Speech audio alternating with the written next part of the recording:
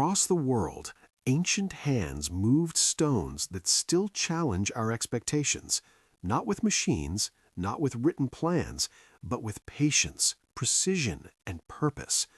From endless rows stretching across the fields of Carnac to a single beam of winter light piercing the darkness of Newgrange, from a volcanic hill reshaped again and again at Gunung Padang to perfectly cut blocks abandoned at Pumapunku, these places do not scream answers. They whisper questions. Questions about time, about knowledge, and about how much of the human story has quietly slipped out of view. If you're drawn to the forgotten chapters of history, consider subscribing to the channel, because some stories were never meant to be finished, only revisited. The Carnac stones stretch across the low, open fields of southern Brittany in long, deliberate rows that at first glance seem almost accidental, as if the land itself had begun arranging its own fragments and then quietly stopped.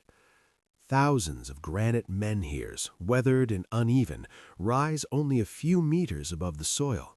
Individually modest, collectively overwhelming, they are set into the earth with a restraint that contrasts sharply with the sheer scale of their number.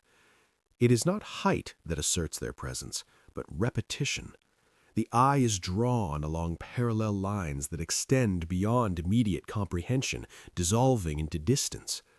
Constructed during the Neolithic period, beginning around 4500 BCE and continuing for many centuries, the alignments long predate written history.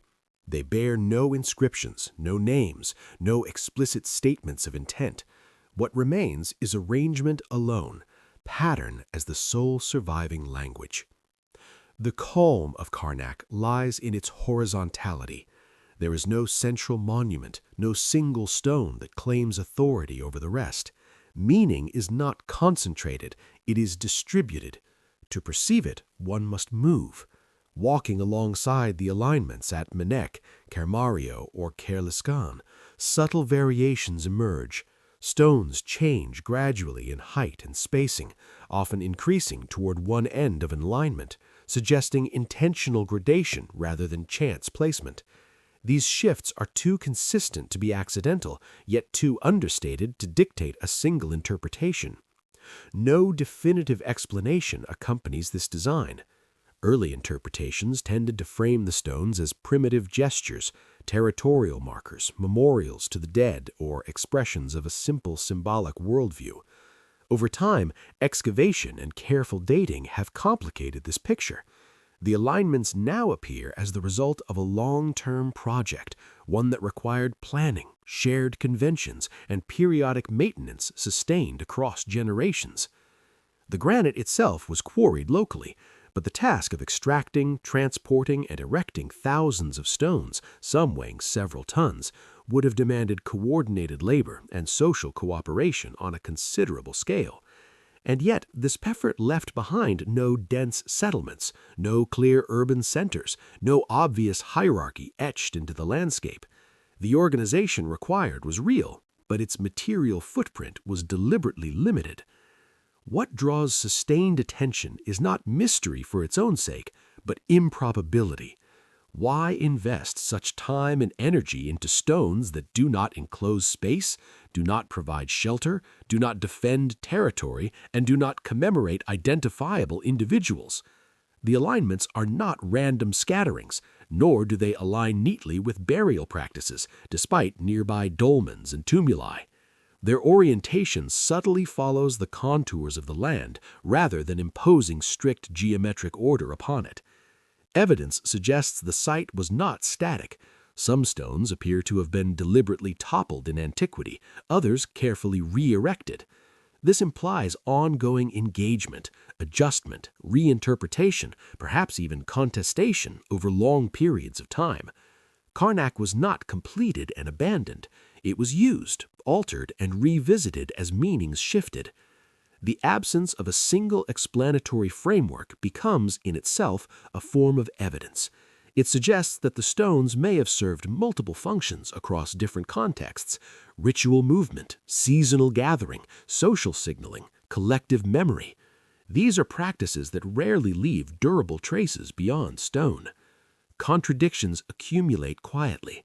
The alignments imply order, yet they lack a focal point. They required continuity, yet no corresponding urban nucleus is visible. They endured for millennia, yet their original context dissolved so thoroughly that later communities repurposed or dismantled them without preserving any clear memory of their intent. When Roman writers encountered the stones, they were already ancient. Unable to explain them, they attributed them to myth or superstition. Medieval communities followed a familiar pattern, weaving folklore of giants and petrified armies into the landscape, narratives that emerge whenever structures outlast understanding. Modern archaeology, constrained by evidence, resists such stories but cannot fully replace them with definitive answers. This is because Carnac belongs to a category of monumentality that communicates through accumulation rather than spectacle, through persistence rather than proclamation. While the alignments coincide with a broader European megalithic tradition, Carnac stands apart in both density and extent. This suggests either a strong regional emphasis on alignment building or the survival of a single concentrated node within a much wider practice whose other expressions have eroded or been dismantled. It is likely that wooden posts, earthen markers, or lighter stone features once extended this system far beyond what is visible today. Those elements did not endure. Granite did. In this reading, Carnac is not the beginning of monumental thought, but what survived it, preserved not because it was unique, but because later societies lacked sufficient reason to remove every stone. Longevity, in this case, distorts perception. The alignments appear exceptional because time erased their counterparts elsewhere. Environmental change, social reorganization, or shifting ritual priorities may have rendered them obsolete, leading to gradual abandonment rather than sudden collapse. No clear endpoint marks their use, reinforcing the sense of quiet transition rather than rupture. Careful speculation allows for the possibility that early agricultural communities experimented with large-scale spatial ordering as a way of embedding social memory, seasonal rhythms, or collective identity directly into the landscape. This was achieved not through enclosure or elevation, but through repetition and alignment. Such systems require shared understanding, but not centralized authority, making them capable of long persistence and equally capable of fading without trace once the cultural logic sustaining them shifted. In this context, the Carnac stones do not testify to a lost advanced civilization. They point instead to an early form of large-scale coordination that operated without leaving behind the administrative or domestic markers archaeologists typically rely upon. They challenge linear narratives of development by showing that complexity does not always manifest as cities, hierarchies, or technological escalation. It can also take the form of sustained collective action directed towards symbolic ends whose meanings are inseparable from movement, practice, and place. The alignments remain legible only as patterns, not messages. Their silence is not evidence of simplicity, but of a communicative system that did not prioritize the durability of explanation. As the stones continue to weather in open fields, they offer a restrained but persistent suggestion that the deep past was shaped by cycles of experimentation and forgetting, and that what endures is not necessarily what mattered most, but what happens to be made of materials resistant to erasure.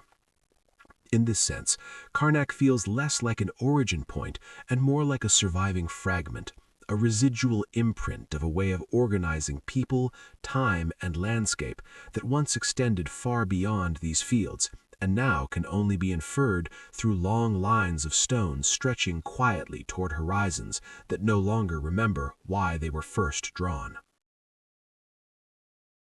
The ruins of Mugteepe, often referred to as Mount Mug, rise above the plains of northern Tajikistan not as an imposing citadel, but as a modest, weathered elevation that barely interrupts the horizon.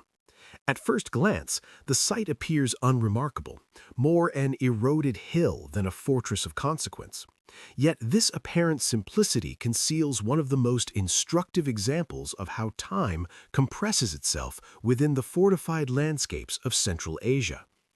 Mugteepe is unusual in that it is both exceptionally well documented and deeply unresolved, its historical clarity at one moment throwing its deeper chronology into sharper uncertainty.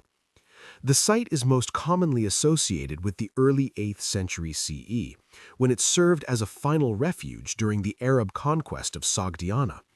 It is famously linked to Devashtich, the last Sogdian ruler whose resistance ended here amid siege, defeat, and collapse. This dramatic episode, preserved in written sources and reinforced by archaeological discoveries such as documents, weapons, and domestic objects, has come to dominate the narrative of Mugteepe, giving it a powerful and emotionally charged place in regional history. Yet Mugteepe did not rise suddenly in response to invasion, nor was it conceived as an emergency fortress improvised under pressure. Its ability to function as a defensive refuge depended on a much longer sequence of occupation, planning, and intimate familiarity with the landscape, one that predates its final historical role by centuries. Archaeological investigations reveal that the site was fortified well before the 8th century, with earlier construction phases incorporating mud brick walls, terraces, and structural foundations. These features point to a settlement of enduring importance rather than a temporary stronghold created for a single crisis. The hill itself bears clear signs of repeated modification. Its slopes were cut, leveled, and reinforced over time, suggesting long-term investment rather than reactive improvisation. Such shaping reflects sustained engagement with the site across generations.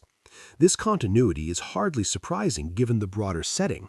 The Zarafshan Valley was among the most densely populated and economically active regions of ancient Central Asia, supporting irrigated agriculture, trade networks, and urban centers from at least the first millennium BCE onward. Within this context, Mugteepe's elevated position would have offered both practical oversight and symbolic presence. It marked authority in a landscape already saturated with human activity. Long before Sogdian documents were concealed within its walls, the hill likely functioned as a local administrative or defensive node, perhaps subordinate to larger urban centers, but essential in maintaining control over nearby routes, resources, and communities.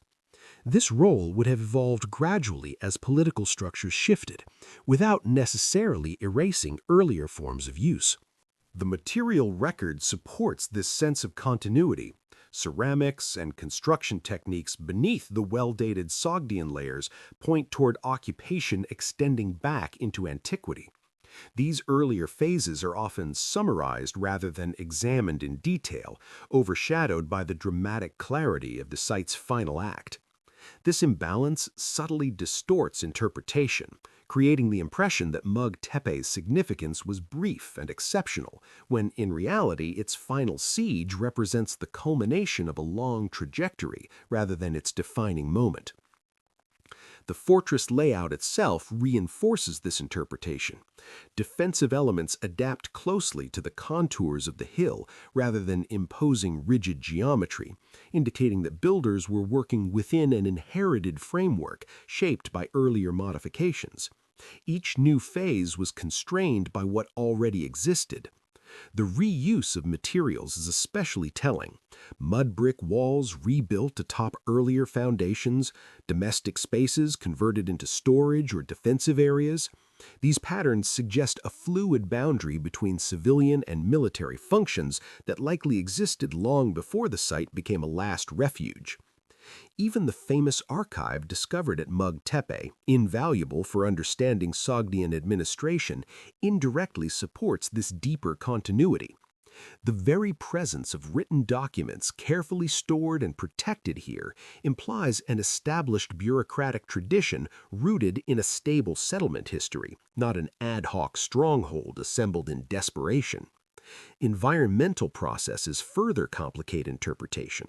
Erosion, agriculture, and later activity have truncated the lower layers, selectively preserving the most recent occupation while thinning the deeper record. This selective survival creates the illusion of a sharp beginning where none may have existed. Viewed through this longer lens, Mugtepe's dramatic end becomes less an abrupt rupture and more a moment of heightened visibility, a point at which accumulated structures, practices, and spatial decisions were briefly illuminated by historical circumstance before slipping back into obscurity. The so-called time gap here is not a missing interval, but a narrative imbalance in which centuries of gradual development are compressed beneath the weight of a well-documented finale. This compression reflects a broader pattern across Central Asia, where sites that intersect with written history appear more fully formed than they truly are, their earlier lives flattened into mere prelude. At Mugtepe, the hill itself resists this flattening.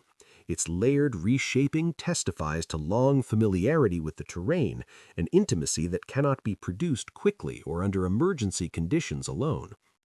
The fortress's final destruction did not erase this deeper past, but sealed it. Collapse and abandonment buried earlier layers, allowing them to persist silently until excavation reopened the sequence. Standing at the site today, where low walls and earthworks barely rise above the plain, it becomes clear that Mugtepe's importance lies not only in what occurred there at the end of Sogdian independence, but in how that moment depended on generations of prior occupation, planning, and adaptation that remain only partially visible. The prehistoric dimension of Mugtepe does not announce itself through monumental remains or dramatic artifacts, but through continuity of place. The repeated decision to invest labor on the same hill across centuries suggests that long before history recorded its final stand, the site had already fulfilled its purpose many times over. What remains hidden here is not an unknown beginning, but the sheer length of time required to make such an ending possible.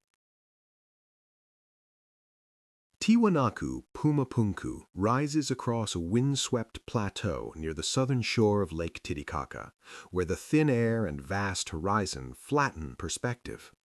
At first, the ruins appear scattered rather than monumental, a field of stone fragments lying low against the earth, as though whatever once stood here had been deliberately brought down rather than eroded over time. The calm impression is one of incompleteness, blocks half buried, edges exposed, forms interrupted, the site refusing the immediate coherence offered by intact temples or towering walls. Yet, as attention lingers, order begins to emerge from the apparent disarray, especially at Pumapunku, where massive andesite and sandstone blocks are cut into precise repeating geometries that feel strikingly intentional. Despite their collapsed state, the stones are not roughly shaped.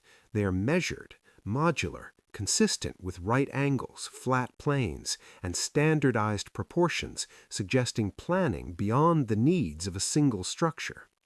Many weigh several tons, quarried from sources kilometers away, but their most remarkable feature is not their mass, it is their precision. Drilled holes, recessed channels, and interlocking forms appear designed to fit together as components of a larger system rather than as isolated pieces. Tiwanaku flourished roughly between 500 and 1000 CE, serving as the center of a powerful Andean state whose influence stretched across much of the southern Andes. In this context, Pumapunku is usually interpreted as part of a ceremonial complex tied to state ritual and cosmology. This explanation provides a framework, but does not fully resolve the unease produced by the stones themselves. The techniques at Pumapunku differ subtly from other Tiwanaku constructions, displaying a level of regularity that seems unusually modern when compared to typical pre-Columbian stonework. The intrigue deepens because these features appear excessive, extending beyond what is necessary for structural stability or symbolic display. The famous H-shaped blocks, repeated with near-identical dimensions, imply templating and standardization, practices demanding foresight and a shared architectural language sustained over time. Yet no metal tools harder than stone or copper alloys have been found, and no written plans survive to explain how this consistency was achieved or why it was pursued. Excavations reveal that Pumapunku was never fully completed. Many blocks were abandoned mid-placement, others appear intentionally dismantled, and the overall layout resists reconstruction into a single finished design. This incompleteness introduces a quiet contradiction. A site exhibiting advanced planning, yet lacking completion, as if the social or environmental conditions that supported its construction shifted before its architectural vision could be fully realized. Fluctuating water levels at Lake Titicaca, climate variations, and the eventual decline of the Tiwanaku state provide partial explanations, yet none fully account for the abrupt cessation of large-scale construction. The stones themselves offer limited clues. Surfaces show hammering, abrasion, and drilling, consistent with known Andean techniques, but applied here with exceptional rigor. Geological analysis confirms human transport of materials, emphasizing labor rather than machinery, yet their organization required to move and shape such massive blocks at high altitude remains impressive. What complicates interpretation further is the absence of earlier prototypes. The Pumapunku style appears suddenly within the Tiwanaku sequence with no long visible trail of experimentation leading up to it. This may indicate rapid innovation or the continuation of an earlier tradition whose traces have not survived. This absence does not suggest a lost civilization, but highlights a recurring archaeological pattern. Stone preserves endpoints better than processes, leaving mature forms without their developmental context. Contradictions accumulate quietly. A ceremonial center built with modular precision yet never fully assembled. A society capable of mobilizing large labor forces yet vulnerable to conditions that halted construction. A monumental vision expressed through components rather than completed spaces. Tiwanaku's broader layout reinforces this abstraction. Expansive plazas, sunken courts, and processional avenues prioritize movement and alignment over enclosure, guiding experience rather than dominating space. Pumapunku, slightly apart from the central ceremonial core, feels experimental, a testing ground for ideas about repetition, modularity, and assembly at scale. Careful speculation allows the possibility that Pumapunku reflects an architectural approach emerging as the Tiwanaku state reached its limits, a material expression of increasing centralization and standardization requiring social stability. When that stability faltered, the project froze in place, components left without context, precision without completion. Later populations encountered ruins already fragmented, and colonial narratives amplified mystery by projecting impossibility onto unfamiliar techniques, distancing interpretation from grounded analysis. The site's power lies not in what it proves, but in what it suggests about the non-linearity of human development. Tiwanaku was neither primitive nor technologically modern, but it operated within a distinct logic. Durability, repetition, and symbolic order took precedence over adaptability. When that logic no longer aligned with environmental or political realities, the system dissolved, leaving its most durable elements behind. Pumapunku thus reminds us that architectural ambition does not always culminate in completion, and that perplexing remains often reflect interruptions rather than peaks.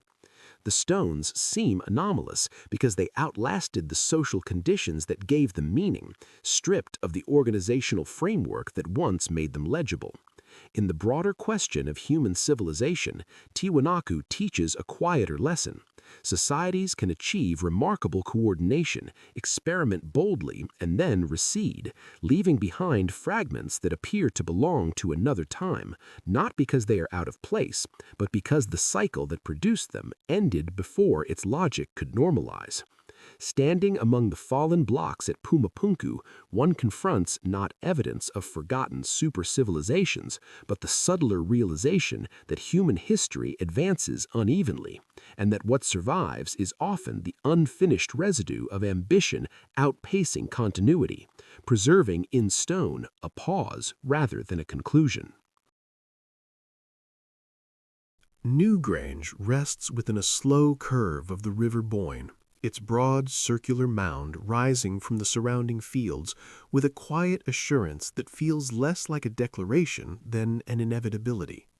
It does not dominate the landscape, nor does it attempt to hide. It simply occupies its place with the confidence of something that belongs exactly where it stands. From a distance, the reconstructed facade of bright white quartz framed by dark granite appears almost too orderly, even too deliberate for a monument more than 5,000 years old. That surface, however, is deceptive. Beneath it lies a structure whose core has endured since around 3200 BCE, predating Stonehenge and the Great Pyramids. Built long before metal tools or writing appeared in Ireland, the mound contains a narrow stone passage leading inward to a cruciform chamber, roofed with carefully corbelled stone. The precision of this construction is such that the interior has remained dry and structurally intact since its completion, surviving millennia of rain, frost, and shifting soil while sealed beneath layers of earth. Newgrange conveys a sense of containment rather than expansion. It turns inward, away from the surrounding valley, directing attention toward a controlled and carefully measured interior space. Around the base of the mound, massive curbstones form a continuous ring. Many are carved with spirals, lozenges, arcs, and flowing lines, abstract forms whose meanings resist final explanation. The repetition of these motifs suggests continuity across generations rather than individual authorship, a shared visual language sustained over time. At first glance, Newgrange appears to fit neatly into the category of a passage tomb, one among several monumental mounds in the Boyne Valley. Yet this familiarity dissolves as its internal design becomes apparent. The passage is aligned so that at dawn on the winter solstice, sunlight enters through a specially constructed roof box above the entrance, travels the full length of the passage, and briefly illuminates the rear of the central chamber. This illumination lasts only minutes and occurs only on those days. It is not accidental. Achieving such alignment required long-term observation of solar movement, careful planning, and architectural execution with little margin for error. All of this was accomplished by a Neolithic farming society, often described as technologically simple, a label that sits uneasily beside the precision embedded in stone. The intrigue deepens because this event serves no obvious practical function. It does not directly regulate planting or harvest, nor does it structure daily activity.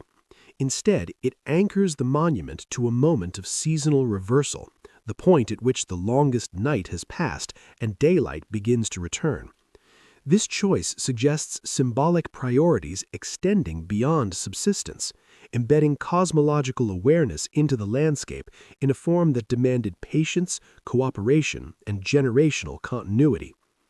Construction likely spanned decades. Some of the builders may never have witnessed the completed solstice illumination themselves. Excavations have revealed cremated human remains within the chamber, but in quantities far smaller than would be expected if Newgrange functioned as a communal burial site for the surrounding population. This implies selective use rather than routine interment. There is no evidence of permanent habitation within the mound, no domestic debris, and little indication that large numbers of people gathered inside it regularly. Newgrange does not appear to be a place of daily activity, but one of deliberate, episodic return. and yet the labor invested in its construction was immense. Massive stones were transported from kilometers away, some from riverbeds along the Boyne, others from distant quarries, then arranged into a mound containing an estimated 200,000 tons of material.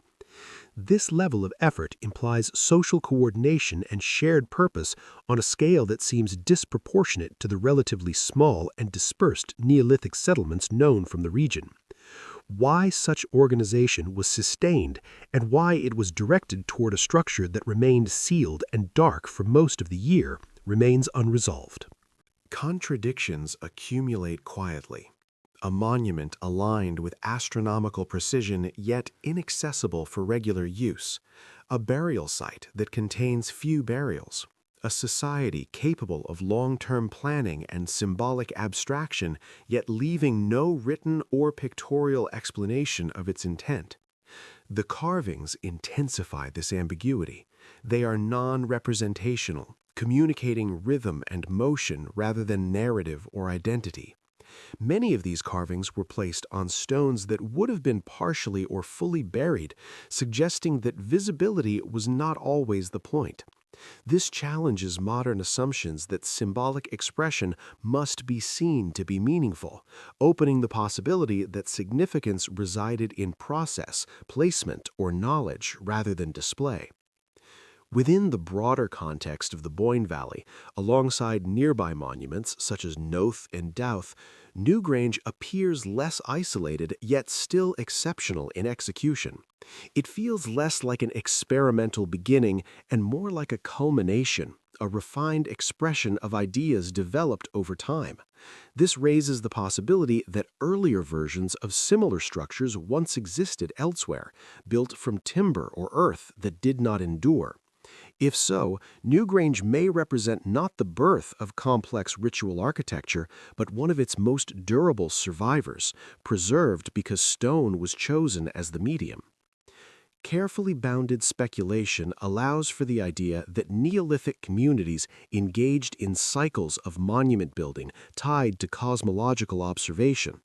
These structures may have anchored collective identity during periods of stability, then fallen out of use as social or environmental conditions shifted. The end of Newgrange's primary use was not marked by destruction or collapse, but quiet closure, its entrance deliberately sealed, the mound allowed to merge back into the landscape. Later populations encountered it as an ancient presence, reinterpreting it through myth rather than memory, a pattern repeated wherever monuments outlast the cultures that created them. In this sense, Newgrange complicates linear narratives of progress. It demonstrates that sophisticated spatial planning, astronomical knowledge, and symbolic abstraction appeared early, then dispersed, resurfacing in different forms rather than accumulating steadily. It does not point to a lost advanced civilization, but it does suggest a depth of cultural experimentation that the archaeological record captures unevenly, favoring what survives over what was once widespread. The winter solstice illumination, now observed and documented, may originally have been witnessed by very few. Its power lay not in spectacle, but in reassurance, a confirmation that cycles endure even as individual lives pass. Today, the chamber remains silent. Its stones offer no explanation beyond their continued alignment with the sun. What Newgrange ultimately preserves is not a message, but a question. Whether the deep past moved steadily toward complexity or advanced in pulses, building structures of remarkable precision and meaning that later societies neither fully inherited nor fully understood. Standing intact after 5,000 years, Newgrange feels less like an origin point than a remaining signal. A carefully tuned instrument from an earlier cycle of human organization, still marking time long after the cultural framework that once gave it purpose has slipped beyond recovery, leaving only stone, light, and the reminder that what survives is rarely the whole story. The ruins of Hulbuk, set within the rolling foothills of southern Tajikistan, occupy a landscape where mountains soften into arable land and long river valleys encourage continuity rather than isolation. Here, elevation does not announce power through dramatic cliffs or sheer defensibility. Instead, Hulbuk emerges quietly from a terrain shaped for settlement, agriculture, and sustained human presence. In this sense, the site offers a final and revealing chapter in the sequence of places that trace Tajikistan's hidden time gap. Hulbuk is most often described as a medieval city and fortress complex that flourished between the 9th and 12th centuries CE, serving as a regional capital under the Samanids and their successors. Unlike many Central Asian sites, its archaeological record from this period is unusually rich. Excavations have revealed palace architecture, defensive walls, workshops, water management systems, decorative ceramics, and clear evidence of specialized crafts. Together, these remains depict an urban center fully integrated into broader political, economic, and cultural networks of the medieval Islamic world. Yet this very clarity creates a subtle distortion. As at Mugteepe, the apparent suddenness with which Hulbuk enters the historical record risks obscuring the likelihood that its rise depended on a much longer prehistory of settlement, land management, and strategic positioning. Processes that did not begin with medieval state formation. The visibility of medieval sophistication sits uneasily atop foundations whose deeper origins remain only partially resolved. The site occupies a gently elevated zone overlooking fertile plains and access routes linking the Vaksh and Panj river systems. These are advantages that would have been apparent long before stone walls formalized control. Survey work in the surrounding area has identified traces of habitation extending back into antiquity, including ceramics and domestic remains consistent with long-term rural settlement from at least the early 1st millennium BCE. Such evidence suggests that Hulbuk was not founded ex nihilo as a medieval capital, but emerged from an already inhabited and worked landscape. Medieval builders appear to have capitalized on this inherited framework, expanding and formalizing an earlier settlement into an administrative center. While stone and fired brick replaced earlier construction materials, the spatial logic of the site remained closely tied to the terrain. Fortress walls, palatial complexes, and water systems were laid out to exploit natural contours and existing access to resources. This pattern indicates continuity rather than rupture, echoing a broader regional tendency in which later monumentality amplifies rather than replaces earlier land use. Excavations at Hulbuk have revealed multiple construction phases even within the medieval period itself, including rebuilding episodes following earthquakes and political disruption.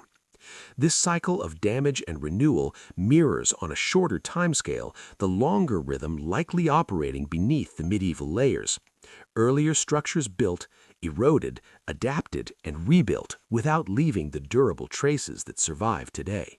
The absence of monumental pre-Islamic architecture at Hulbuk has sometimes been interpreted as evidence that the site lacked significance before the medieval era.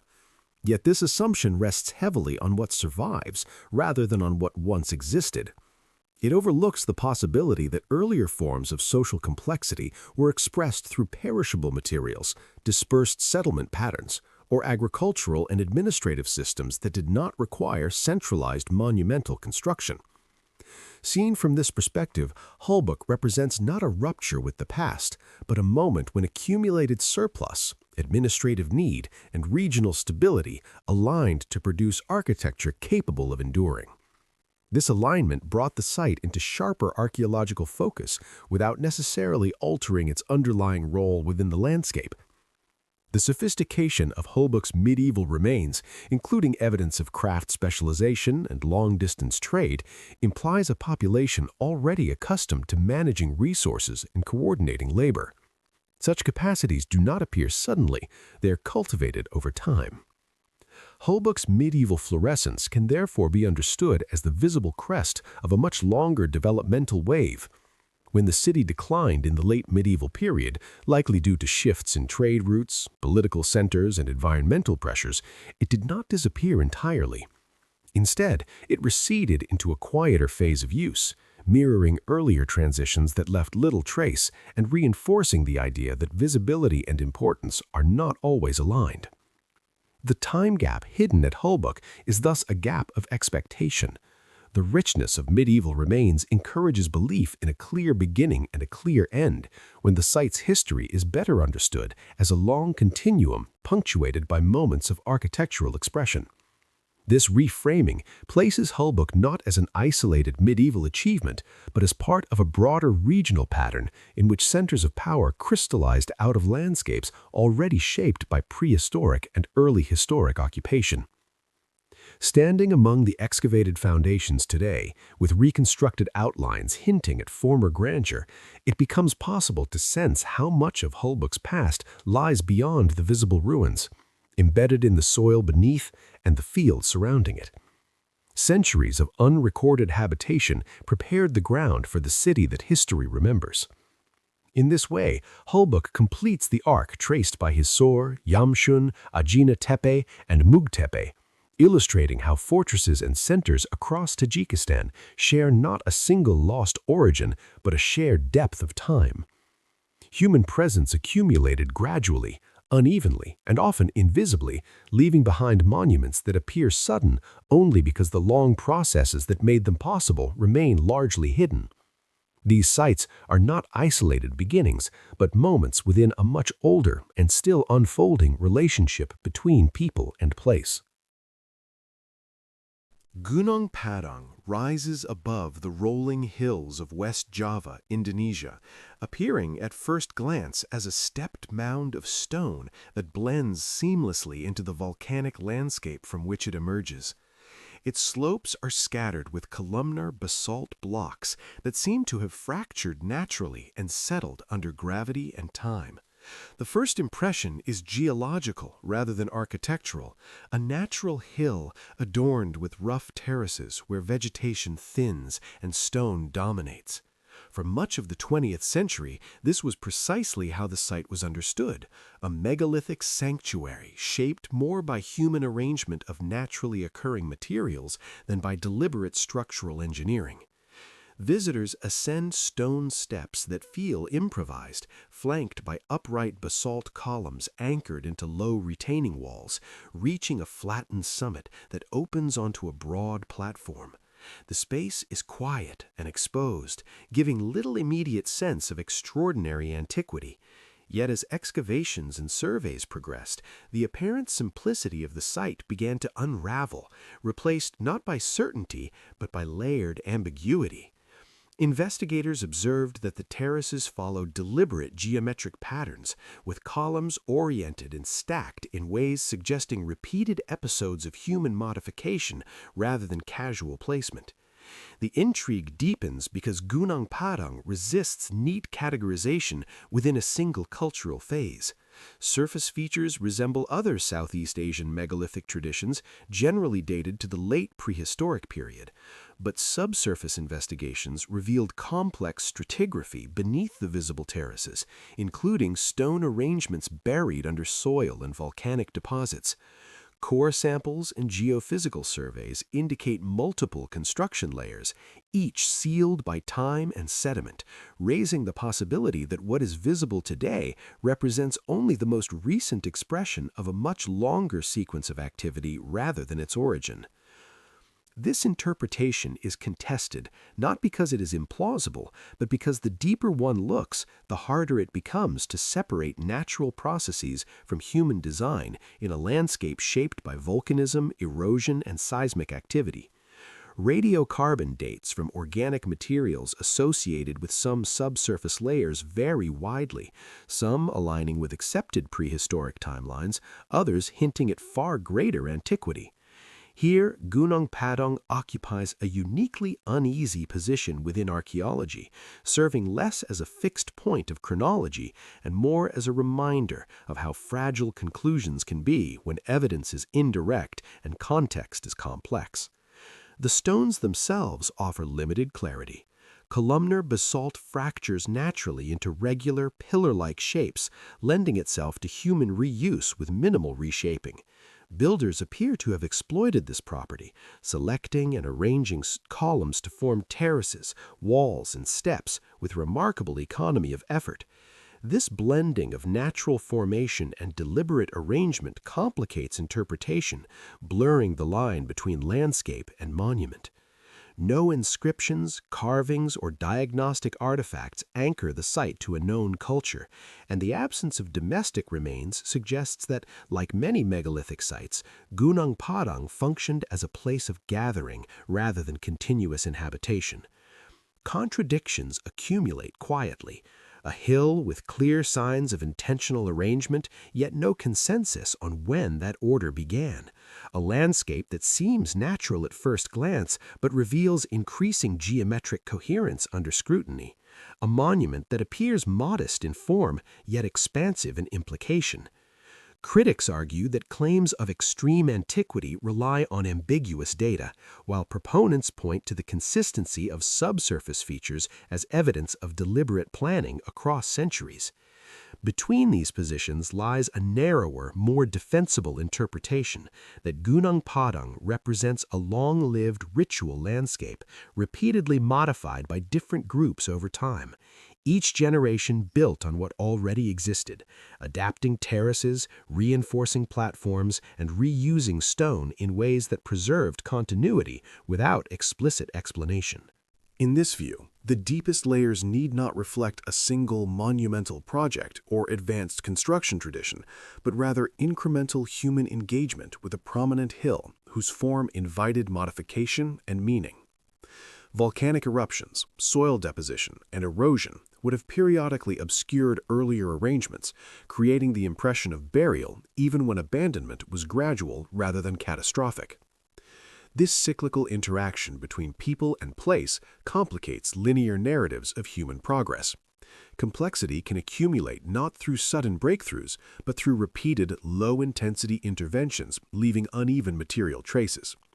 Gunung Padang's ambiguity is amplified by its tropical environment, where organic materials decay rapidly and stone dominates the archaeological record, biasing interpretation toward what survives rather than what was central to human activity. Wooden structures, earthen platforms, and fiber-based markers may once have defined the site's function more clearly, only to vanish, leaving stone terraces as the sole witnesses. Seen in this light, Gunung Padang does not point to a forgotten global civilization, nor require rewriting the story of human history. Instead, it highlights the possibility that early societies and regions, often underrepresented in archaeological narratives, developed durable ceremonial landscapes whose timelines are difficult to reconstruct. The hill's prominence alone would have made it a natural focal point, visible across distances, inviting repeated return and reinforcing its significance across generations who may not have shared language, customs, or direct lineage. Speculation, carefully bounded, allows for the idea that Gunung Padang preserves not the beginning of civilization, but the persistence of place, a location whose meaning survived cultural transitions even as the details of its use shifted and eroded. Its terraces may record successive attempts to stabilize, formalize, or reinterpret a sacred hill, rather than a single moment of architectural ambition. The controversy surrounding its dating thus becomes less a question of proving extreme antiquity and more a reflection of how archaeological frameworks struggle with sites that resist neat stratigraphic narratives. Gunung Padang resists simple categorization precisely because it sits at the intersection of geology and human intention. Nature and culture converge so closely here that disentangling them may be impossible. Standing on its upper platform, among upright basalt columns and distant volcanic ridges, the site offers no clear statement about beginnings or endings, only the quiet suggestion that human engagement with landscape can be deep, repetitive, and cumulative without leaving the kinds of markers that make history easily legible. In the broader question of whether civilization unfolded as a single linear ascent, Gunung Padang does not argue for lost epochs of advanced knowledge. but it implies that the archaeological record compresses long sequences of subtle human activity into deceptively simple surfaces, making what survives appear anomalous rather than representative. What remains here is not a definitive answer, but a reminder that some places gather meaning across time more effectively than they gather evidence, and that the deep past may be structured less by clear beginnings than by enduring points of return, where stone, landscape, and human intention converge and quietly persist beyond the reach of explanation.